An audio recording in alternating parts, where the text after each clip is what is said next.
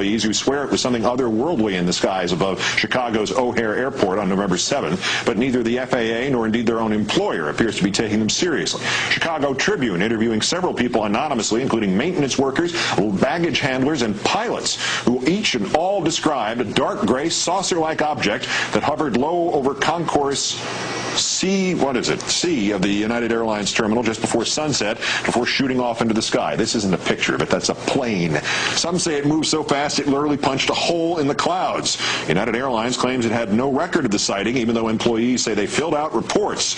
The FAA initially told the Tribune that it likewise had no information on the UFO. Then, after the newspaper filed paperwork under the Freedom of Information Act, the FAA turned up a call from a United Airlines supervisor to the airport control tower asking whether the object was on radar. And now the agency has concluded it was, quote, weather phenomenon, and it considers this case closed. As we always do when the mysteries of space elude our feeble understanding, we turn to the chief astronomer for the Franklin Institute, Derek Pitts. Derek, thanks for being with us again. My pleasure, Keith. All right, let's start with the UFO sighting at O'Hare. When it's pilots saying this, do we have to listen? And then what is it they could have seen but not been able to identify? Well, that's a really difficult question to answer because there are all kinds of sky phenomena that could have manifested themselves, even though the FAA says it was some kind of weather situation. There are lots of different things that could be seen in the sky. A lot of them are actually unexplainable, but that doesn't necessarily mean that they are alien spacecraft. Now,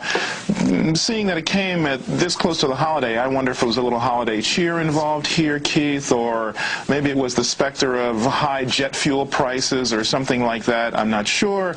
But the idea that they would suddenly turn up this report really is a little suspicious to me.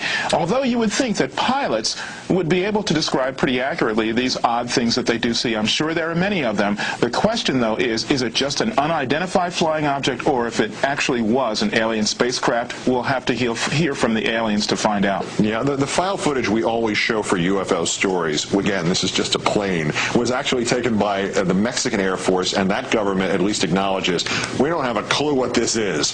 Why can't the U.S. government just say, we don't have a clue what this is that the United Airlines workers might have seen on November 7th, and leave it at that? Why do we get this one version of the story followed by a Freedom of Information Act measure and then another version of the story? I don't know why they would do something like that. It's a completely